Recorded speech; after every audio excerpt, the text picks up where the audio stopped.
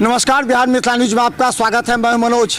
देखिए, बहेरी के ITI में भारतीय जनता पार्टी में अब जो 2 जिलाध्यक्ष हुआ था, हमने एक बार और इंटरव्यू किया था तो 2 जिलाध्यक्ष की बात थी। और हम बता दें कि यहाँ देखे पहले सांसद जी भी हैं, अध्यक्ष कौन अध्यक्ष जिनका नाम आया है आज बड़े ही हर्ष की बात है कि भारतीय जनता पार्टी ने संगठन के दृष्टिकोण से दरभंगा जिला के 2 भागों में बांटने का काम किया है। एक दरभंगा उत्तरी जिला हुआ और दूसरा दरभंगा दक्षिणी जिला हुआ। आज दक्षिणी जिला के रूप में जो नए अध्यक्ष की घोषणा हुई है माननीय विनय पासवान जी, मैं उनको अपनी ओर से समस्त दरभंगा जिला भारतीय जनता पार्टी की ओर से उनका हार्दिक अभिनंदन करता हूं और आशा करता हूं उनके नेतृत्व में सारे कार्यकर्ताओं के सहयोग लेके पार्टी को इस 5 विधानसभा में 4 चांद लगेगा, ये मुझे विश्वास है। तो चलिए, जीवा सनी जिलाध्यक्ष। देखिए, दरभंगा के सांसद गोपाल जी ठाकुर है। ये जो संगठन है इसमें दो जिलाध्यक्ष का जो बनाया गया है, समस्तीपुर और सब जगह हुआ है। किस तरह आपने इसको किया और इनका कार्यकाल कैसा रहेगा और किस तरह कार्य करेंगे, ये लोग सोच रहे हैं 2 जिलाध्यक्ष क्या करेंगे, कैसे? नहीं, देखिए, देश के यशस्वी प्रधानमंत्री परम आदरणीय श्री नरेंद्र भाई मोदी जी हर क्षेत्र में और हर मंच पर कहते हैं सबका साथ, सबका विकास, सबका प्रयास, सबका विश्वास के साथ मेरा संगठन भी चल रहा है और देश में विकास की गति भी बढ़ रही है।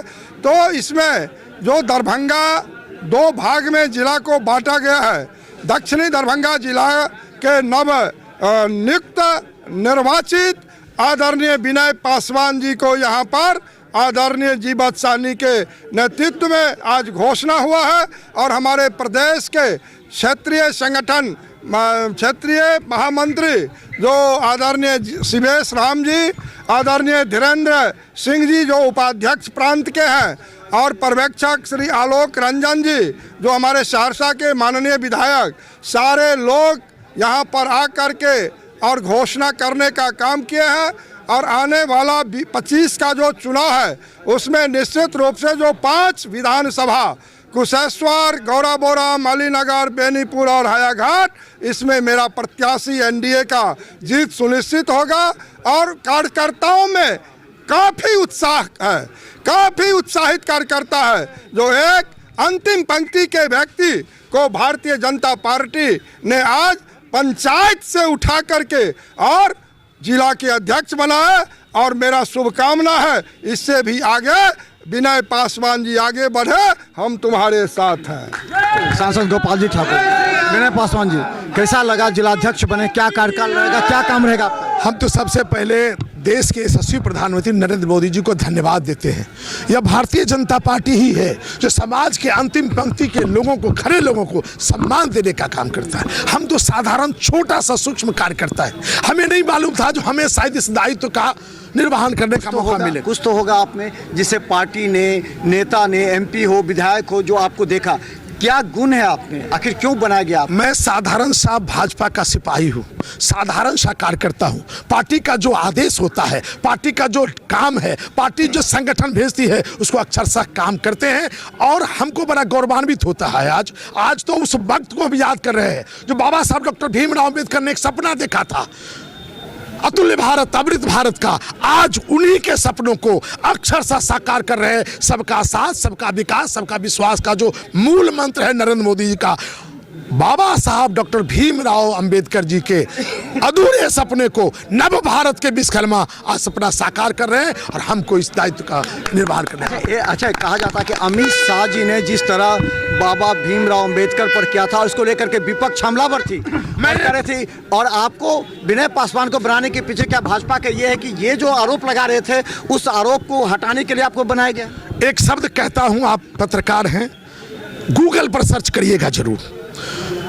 जिस समय में बाबा साहब जिंदा थे कभी कांग्रेस ने बाबा साहब को सम्मान देने का काम नहीं किया। बाबा साहब के जीते जी सम्मान नहीं मिला। बाबा साहब के मरने के बाद भी कांग्रेस केवल दलितों के नाम पर राजनीति करती रही। लेकिन नरेंद्र मोदी जी, भारतीय जनता पार्टी उनके सपनों को नरेंद्र मोदी जी का जो बाबा साहब का सपना है, जो समाज के अंतिम पंक्ति में प्रधानमंत्री गरीब कल्याण योजना के तहत जहां राशन पहुंचाने का काम हो, जहां बाबा साहब डॉक्टर भीमराव अम्बेडकर के जीवन से जुड़े हुए 5 स्थलों को तीर्थ स्थल दे करके उनको सम्मान देने का काम किया। और भारतीय जनता पार्टी की उस समय सरकार थी जब बाबा साहब को भारत रत्न का सम्मान मिला। तो विनय पासवान तो अभी आए हैं, विनय पासवान तो अभी का बच्चा है। हम तो कहते हैं भारतीय जनता पार्टी की परिपाटी देखिए, उनके संस्कार को देखिए, उनके नियत को देखिए, और समाज का अंतिम पंक्ति को भला करने का अर्थ है जो आज हमारे जैसे कार्यकर्ताओं को सम्मान मिला है। तो देखिए विनय पासवान है, और हम बता दें विनय पासवान को यहाँ पर बनाया गया है। खासकर बता दें विनय पासवान को बनाने के पीछे भारतीय जनता पार्टी का कि 2 अब उत्तरी और दक्षिणी में, पहले जीवच सैनी पर था कि वो किस तरह वो भारतीय जनता पार्टी को एक करेंगे, एक जिलाध्यक्ष था, लेकिन अब जो कंसेप्ट है वो 2 जिलाध्यक्ष का है। दोनों जिलाध्यक्ष का कार्य क्षेत्र अलग है, अलग अलग 5-5 विधानसभा है। दोनों की जिम्मेवारी है कि किस तरह वो आने वाले समय में एनडीए को जीत दिलाएं।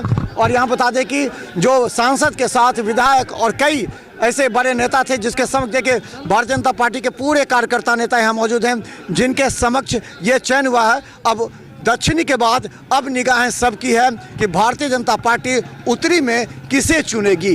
हालांकि कहा जा रहा है कि नाम लगभग तय हो चुका है, सिर्फ मोहर लगाना बाकी है। देखते रहिए बिहार मिथिला न्यूज़। यूट्यूब में भी सब्सक्राइब कीजिए, GTPS सिटी केबल चैनल पर 24 घंटे मौजूद हैं हम। धन्यवाद।